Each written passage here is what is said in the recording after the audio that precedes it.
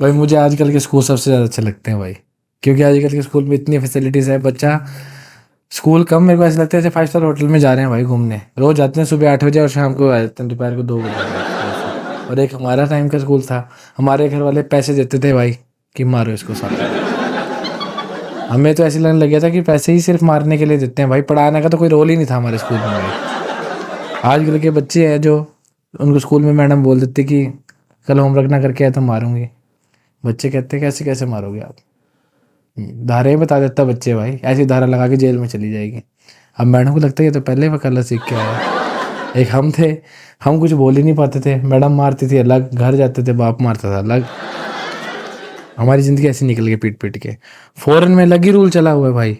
Foreign में तो मैं कह रहा हूँ बच्चा ऐसे टेस्ट करते बच्चों को, ऐसे करते, अगर बच्चे ने ऐसे कर लिया ना सोचो गए भाई माँ बाप। मैं तो सुन के हैरान हो गया, क्योंकि मेरा एक दोस्त रहता है वहाँ पे।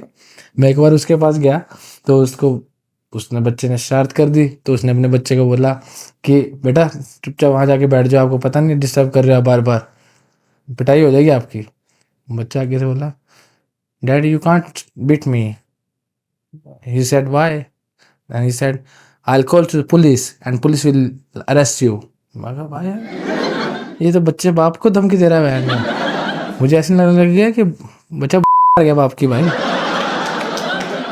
मेरे को अंदर ही अंदर गुस्सा आया। मैं कहा अगर मेरा बच्चा होता, ठीक है अरेस्ट तो करते पुलिस वाले मुझे, पर इतना याद था मेरे को ऐसा तोड़ता ना, इसके मुँह से अरेस्ट निकलने ना देता मैं कभी भी। चलो ऐसे तैसे करके हमने स्कूल निकाला भाई किसी तरह। एक बात की वक्त है, मैं 9th क्लास में था। अब मेरे साथ के जो दोस्त है, मैं ये लगा लो कि अपने दोस्तों से पीछे था हरामीपन में, मैं जल्दी घुसा ही नहीं हरामीपन में। तो मेरे दोस्त जाते थे रोज़ बंक पे, मेरी कभी हिम्मत नहीं हुई बंक पे जाने की। तो एक दिन मैं परेशान, मेरे दोस्त पूछ रहे क्या हो गया। मैं कहा भाई होमवर्क करा नहीं, असाइनमेंट बनाई नहीं, आज जाऊंगा तो मैडम पिटेगी लग, मेरे बाप को लाएगी लग। तो वो कह रहा भाई सिंपल सी बात है बंक मार ले, ना तो स्कूल जाएगा ना तेरी टीचर पूछेगी। मैं कहा भाई डरा रहा है या कोई सुझाव दे रहा है मेरे को, क्योंकि मेरे तो बाप का डर है ना, उनको तो कोई टेंशन है नहीं भाई, मेरा बाप तो घर पे खलनायक बैठा है भाई।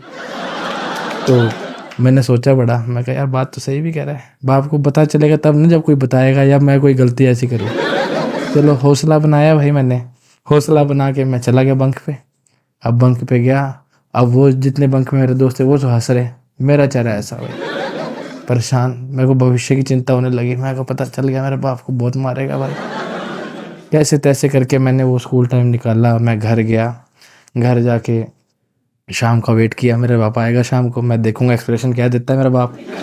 अब मैं जब घर गया देखा मेरा बाप आया, मैं ऐसे देख रहा, 10 मिनट हो गए, 15 मिनट हो गए, 20 मिनट हो गए, मगर कुछ नहीं बोला। मैं कहा बच गया भाई, नहीं पता चला।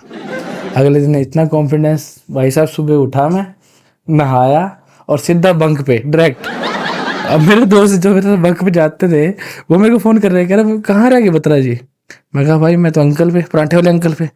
कह रहा भाई बताना भी होता है, इन्फॉर्म करना होता है कि सबने प्लान बनना है होता है, तू अकेला ही चला गया। मैं कहा भाई मुझे लगा तुम्हारा पेशा ही यही है, तुम वहीं मिलोगे मुझे पराठे वाले अंकल पे। अब वहाँ पे जब गए, दोस्त मेरा ऐसा कि उसने देखा कि बत्रा जी बाहर हैं, अब वो भी स्कूल से अंदर से बाहर आ गए भाई, मेरे से बाहर नहीं आया जा रहा था, वो स्कूल से अंदर से बाहर आ रहे हैं भाई। अब वो आए, चलो उस दिन खाना खाया, मैंने भी पराठे पुराठे पाड़े पूरे आराम से रज के।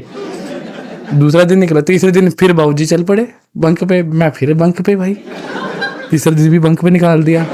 अब इसके साथ एक दिक्कत क्या थी, जो मेरी क्लास टीचर थी ना उसी पे मैं ट्यूशन पढ़ता था। अब मेरे मन में लालच ये होता था ये क्लास टीचर है, इस पर ट्यूशन पढ़ूंगा तो कुछ ना कुछ फेवर करेगी। अब मैं 2 दिन से मैं ट्यूशन भी नहीं गया। अब तीसरे दिन स्कूल से तो बंक मारी थी मैंने, मैं कहा चला ट्यूशन चले जाते हैं, थोड़ा मैडम को सिनेरियो समझा देते हैं कि ऐसे ऐसे मैं बीमार था, मैं नहीं आ पाया।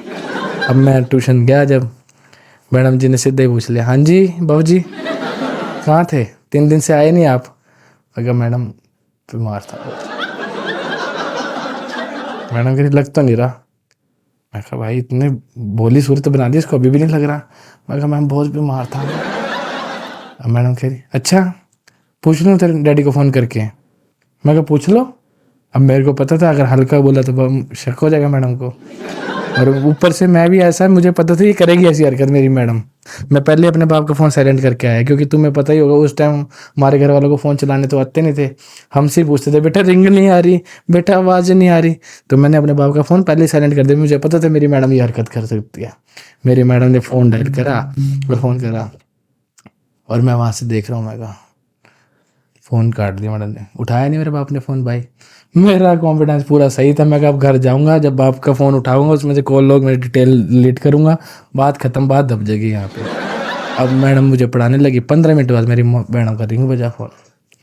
उसका फ़ोन रिंग हुआ, मेरी यहाँ से फटनी स्टार्ट। और मैडम ने फ़ोन उठाते ही सीधा मेरे को दिखाने के लिए, हाँ जी बत्रा जी। और मैं मैडम की तरफ देख रहा हूँ। मैं आपको इसलिए फ़ोन किया था कि अमन आया नहीं 3 दिन से स्कूल। मेरा बाप कह रहा भाई मेरा स्कूल कैसे नहीं आया ये तो इसकी तो टांग भी कट जाए, मैं लंगड़ी टांग पे भेजूँ उसको स्कूल, छुट्टी तो मारने का मौका नहीं देता। कह रही और 2 दिन से ट्यूशन भी नहीं आया ये। कह रहा ट्यूशन भी जा रहा है ये। कह रही अच्छा ये तो आया नहीं, मैंने तो आपको इसलिए इन्फॉर्म करने के लिए फ़ोन किया था। मैडम ने फ़ोन काटा और मेरे गले में। मैं परेशान, मैं कहा भाई ये तो मेरा प्लान मेरे पे भारी पड़ गया। अब मैं जैसे तैसे ट्यूशन से निकला और ट्यूशन से निकलने घर गया। अब घर में बैठ कर हम बाप आएगा, हमें भविष्य की चिंता होने लगी। मैं कहा आएगा बहुत मारेगा बहन, आज कहीं मेरी आखिरी दिन तो नहीं है। मैंने सोचा भाई बाप आने वाला है, कुछ ना कुछ इंतजाम करा जाए, सेफ्टी को देखें। अब घर की दीवारों के साथ ना मेरा बेड लगा हुआ था। अब मैंने सोचा बेड के बिल्कुल कॉर्नर में बैठता हूँ, बाप ऊपर तो आएगा नहीं भाई। देखा बाप कहेगा इधर आ जा, फिर मैं जाऊँगा तरीके से जाऊँगा भाई, थोड़ा टाइम लूँगा। अब मेरा बाप आया भाई, अब मेरा बाप आया, मेरा बाप सीधा बेड पे गया, जूता उतारा और मेरे बाप ने जूता और सर मेरा बराबर ही कर दिया। पता नहीं चल रहा था सर कौन सा जूता कौन सा भाई। और जो फील्डिंग लगाई थी ना बाप से बचने के लिए मैंने, अब उस फील्डिंग में मैं खुद ही फंस गया। आगे बाप, इधर दीवार में मैं जो बीच में पला बाप पेल रहा है मेरे, दबा दब दबा दब दबा दब।